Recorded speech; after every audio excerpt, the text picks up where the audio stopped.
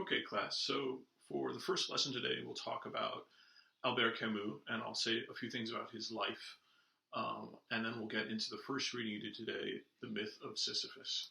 And we'll try to explain his theory of the absurd hero and this seemingly bizarre conclusion that this person who is in hell, who has this hellish punishment, is nonetheless happy. And we'll try to explain what that means for Camus. So to begin with, his dates are here on the board, 1913 through 1916. He is a French Algerian, so he's of French descent, but born in Algeria, which at the time was a French colony. And Albert Camus' father was a farm worker, and he went to fight in World War I. He lasted about a week and died, and thereafter his family lived off of his very small soldier's pension, and they lived in utter poverty in one of the slums of Algiers. And it looked like Camus would never escape that poverty. He was able to go to school, but it looked like pretty soon he would have to quit school and go be a worker in a factory or a farm worker like his father or something like that. But one of his school teachers recognized that young Albert had talent and that he was brilliant and that he had potential. And that school teacher came to Camus' mother and said, I really think that we need to get Albert to a good high school and give him a good education. But Albert's mother said, look, we're way too poor to afford that. This is not the life for us. We can't do that. But the teacher persisted and said, look, I can help you. I can help him get scholarships. We can make this work out. And the teacher really pushed hard, and Albert applied and got into a very good high school and got a scholarship to go there. And it was there in high school that he discovered philosophy. He had a teacher there named Jean Grenier. If you notice the second reading you did, The Rebel, is dedicated to this teacher. In fact, Camus dedicated his first book and then this later book, The Rebel, to his philosophy teacher, who not only introduced him to philosophy, but also to literature and poetry and culture more broadly. And this enormously expanded Camus' mind, and he loved this stuff. He also loved physical exercise. He loved swimming in the ocean. He loved playing soccer. He played as a goalie in a fairly prestigious team, even as a young teenager. And so it seemed like his life was really turning around. Then one day, Grenier was teaching class, and he noticed that Albert wasn't there, and he wasn't there the next day as well. And eventually, he drove out to Albert's house in the slums of Algiers and said, what's going on here? And what he found there was that Albert Camus, at the age of 17, was diagnosed with tuberculosis, which at that time, and for somebody with no economic means, was essentially a death sentence. And it looked like all of this talent and potential that Camus had would simply all be lost, and that soon enough he would die. And as you can imagine, Albert Camus was utterly depressed about this. He couldn't go to school. He basically was bedridden for a long time. Grenier brought him books and encouraged him to keep up with his schooling and said, you can do this, we can get through this, you can study, you can still learn these things. And so Albert just dove into these books and kept learning, and eventually he was well enough to go back to school part-time. And eventually he was able to graduate from high school and then went on to the University of Algiers, where he thrived, and again dove deep into not only philosophy and literature and poetry, but he was also very much interested in science, in history, a whole range of different things. And his mind really opened up, and he decided that he wanted to be a school teacher. Like these teachers who had helped him out, he thought that it was heroic to go out and teach others. So this was his plan. He eventually graduated from college, and he got his teaching certificate, and he had to get a letter from his doctor certifying that his tuberculosis was in remission and that it was perfectly safe for him to teach school children. And he got that letter, and he applied to be officially certified by the government.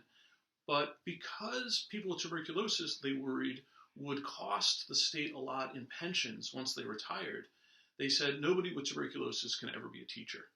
And Albert Camus appealed even to the head of education, the head of the Department of Education in Algeria, and said, I'm perfectly healthy. This is my life dream. This is what I want to do.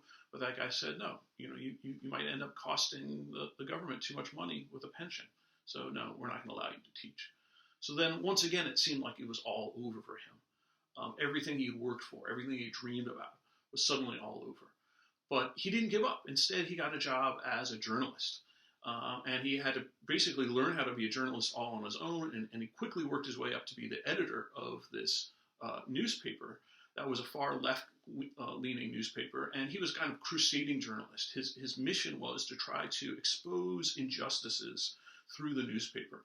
And one thing he looked at were injustices against workers at this time. There were very unfair labor practices, but especially injustices against the native population of Algeria.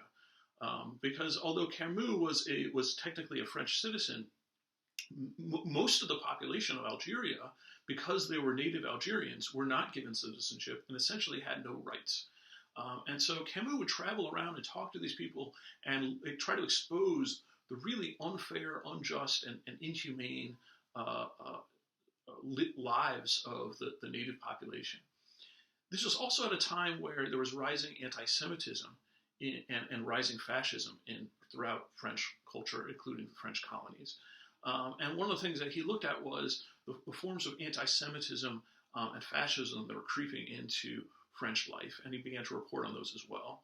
But this is a time where, towards the beginning of World War II, and the French government was very worried about left-leaning newspapers like this, and they eventually shut down his newspaper, right? And so once again, he had worked so hard to learn how to be a journalist, and then to learn to be an editor, and eventually he was running this newspaper entirely by himself, and then he was shut down. So once again, completely cut off from what gave his life meaning. But once again, he didn't give up. He instead became a school teacher, a kind of underground school teacher for Jews that were fleeing Europe. A lot of them came to Algeria hoping to escape fascism. But the French government had a decree that no Jews could be school teachers, and that no Jewish children could attend school. So suddenly you have all of these children who aren't getting educated, and Camus just threw himself into the task. He set up a little kind of schoolhouse by himself and a few friends of his, and he just threw himself into educating these children in need. Later, he was visiting Paris, and suddenly the Germans came and occupied Paris, and he couldn't get back home to Algeria, and he's cut off. And so once again, it seems like he's cut off from what gives his life meaning. He really loved Algeria, and he wanted to go back home, but he couldn't. And so instead, he joined the French resistance.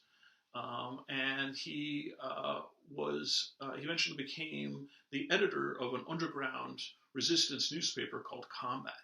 And what Combat did is it reported on the injustices that the Germans were perpetrating against the French, and especially against the Jewish people who were being hauled away. And it reported on especially the French collaborators, those people who agreed with the Nazi ideology and were doing horrible things to their fellow citizens. And he also helped contribute to give people hope and to report on the successes of the resistance and things like sabotage and things like that. And even though he wrote all these things anonymously, his voice became known throughout occupied France as the voice of the resistance. And when Paris was finally liberated, when France was finally liberated, Camus emerged as this national hero. And everybody was applauding him. But he always said, look, don't call me a hero. Don't call the people who fought in the resistance a hero. Because that makes it seem like to simply do nothing is the normal thing to do. And to act against injustices when they're in front of you is somehow heroic. But he said, look, that's letting people off the hook if they did nothing, or worse yet, if they were collaborators. So he always insisted, look, it's simply a matter of human decency. When you see evil, when you see somebody in need in front of you, to act on that is not heroism. It's just a matter of basic decency. So this was his approach.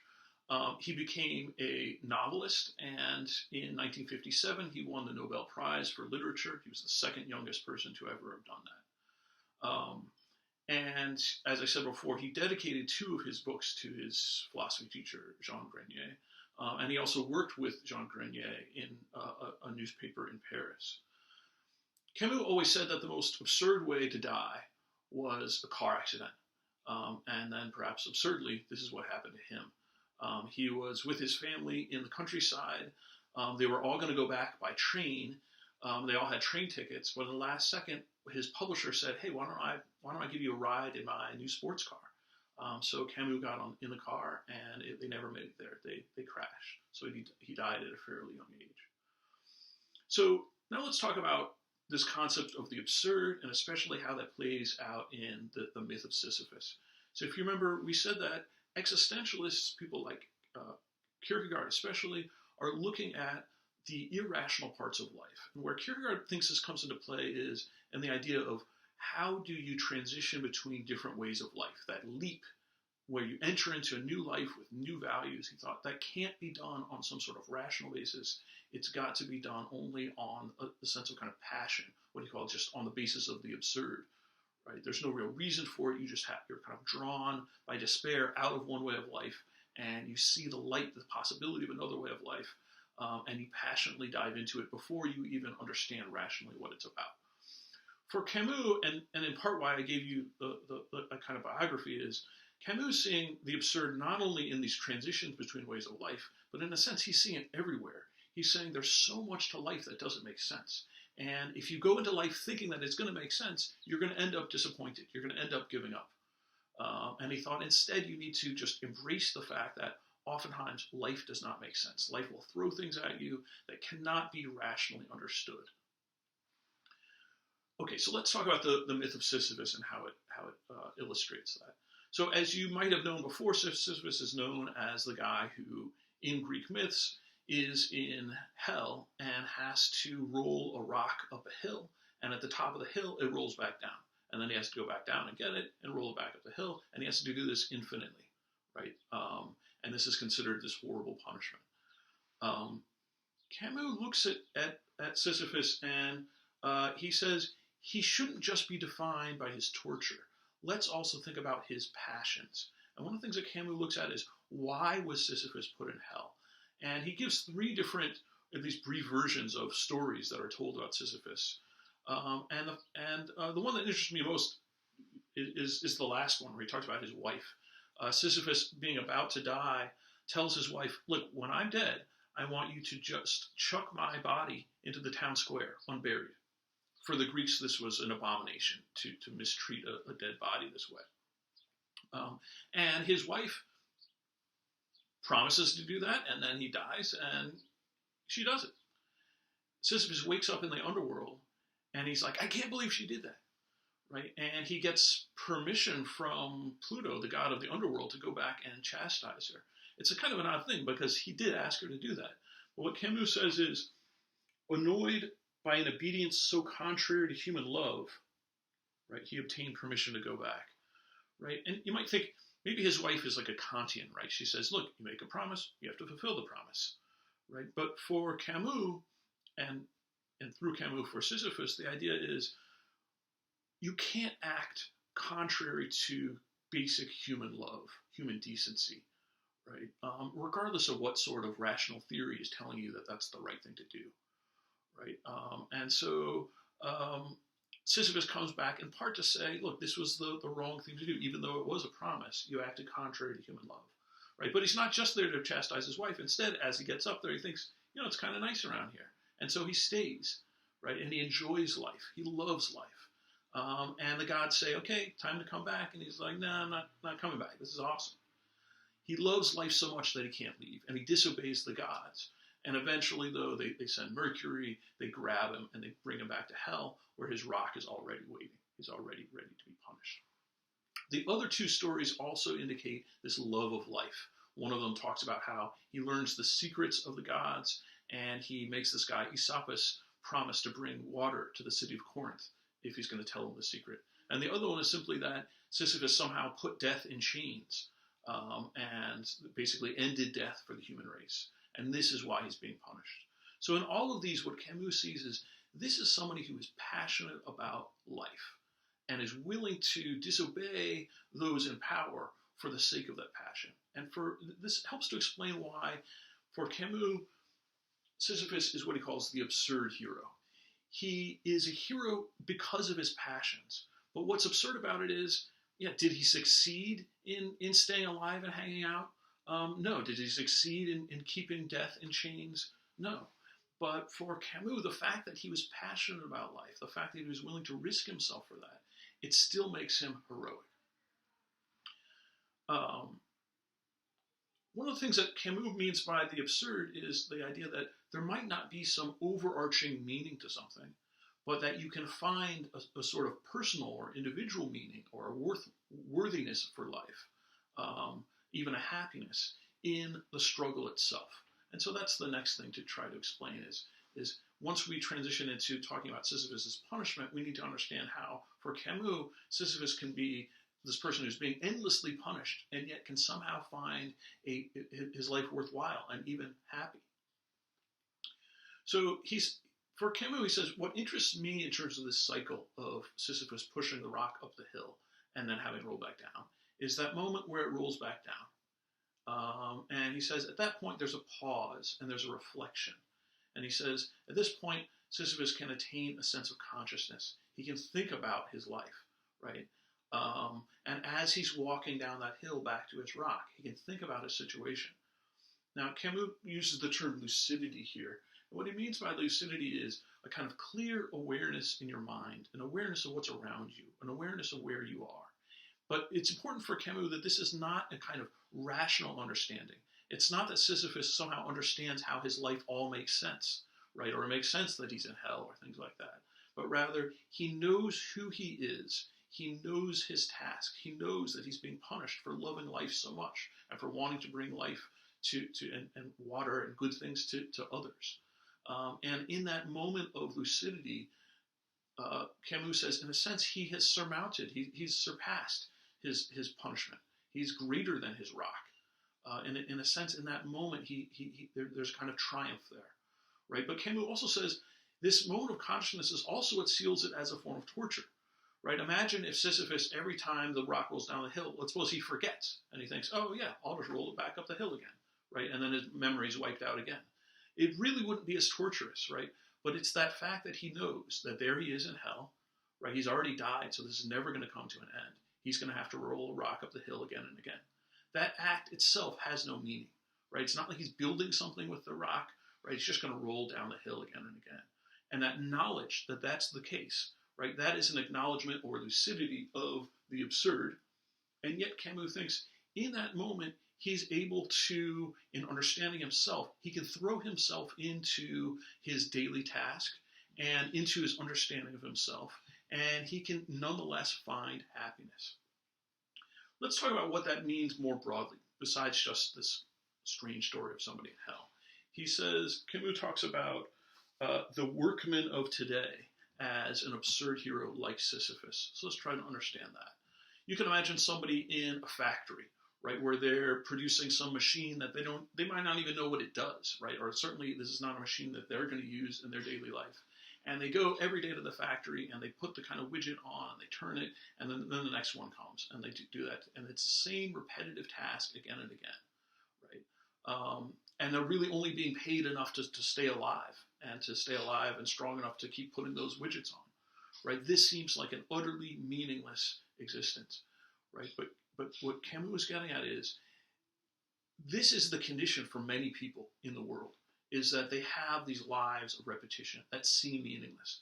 And yet, nonetheless, he thinks if they can be shown to find worth and dignity in their lives and in just the very basic immediate experiences that they have in their lives, that if they can come to enjoy their life and find a sort of worthiness in their own existence, he thinks then they can be happy nonetheless, right? And so this is one of the things that he thinks of when he thinks of Sisyphus as a kind of a model for how many people live their lives in the modern world.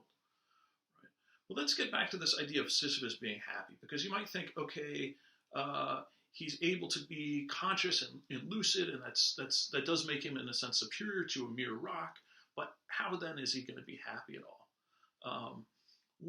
what Camus talks about is he says, he imagines Sisyphus kind of throwing himself into the rock. He imagines the kind of the smell of the fresh earth on his hands, and he imagines him straining with his muscles as he's pushing this rock up the hill, right? And what Camus says is, in a sense, he comes to own this task, right? He comes to claim it as himself. He says his rock is his thing, meaning Sisyphus kind of throws himself into this task, right? And he comes to love the task itself, even though it doesn't have any higher meaning, even though it's pointless, even though it was intended as a form of punishment. In a sense, he says, if you can throw yourself into these sorts of repetitive tasks that don't have any overarching meaning, you come to kind of own them, right? Then you can find a kind of dignity in the task, a kind of happiness in the task nonetheless, right? And so he ends with this famous line. He says, the struggle itself towards the heights is enough to fill a man's heart, right? And what he's getting at is there doesn't have to be some sort of payoff or reward. For Sisyphus, the struggle itself, since he's able to throw himself into it with complete lucidity about who he is and how he got there, he's able to find happiness there, right? And so this is why Camus concludes, one must imagine Sisyphus happy. Right? It's a very strange thing to think that this person in hell could be happy. But what Camus, you can imagine, is getting at is, how can you live a life that seems to be absurd? You seem to be having setback after setback. These various forms of meaning that you set up in your life keep being knocked down. But for Camus, if you pick yourself back up and you get back into the struggle and you throw yourself into the details of your life, you can find a sort of individualized meaning or happiness within that. I'll give you an example. I used this before in the Socrates class to try to explain a point in Stoicism. Imagine somebody who is a cancer researcher who throws themselves into this task of eliminating a certain form of cancer, right? And they go to college, they go to grad school, they get their degrees, they get trained, they get a job in a lab, and they're working to eliminate this form of cancer, right? Now, imagine if they work their whole life and it never pays off, right? Their research never works out. The drugs that they attempted to produce were never effective, right? Does that mean it's all for naught and that their life is a failure and that their lives are meaningless? You can see what Camus is trying to get at is, instead, if you throw yourself, instead of that end result or that sense of a higher meaning, what it's all for, if instead you throw yourself into the struggle itself, then you can find a kind of happiness there, right? A sort of meaning, right? Even if you haven't reached your goal, even if this goal is a sort of never-ending thing where you lived your whole life struggling and it never came to fruition. Camus thinks not only can you, but in a sense, you need to be able to find meaning and happiness there. Okay, so now for your first reflection, I want you to think about Sisyphus himself and his example, and basically give a reply. Do you agree with Camus that one must imagine Sisyphus happy? Can you imagine Sisyphus happy? And then for the second part of your reflection, I want you to think much more broadly of other examples of people who are struggling. And I want you to, again, though, answer the question of, can somebody who's involved in a sort of endless struggle or a struggle that doesn't work out successfully, can they find meaning and happiness in that struggle?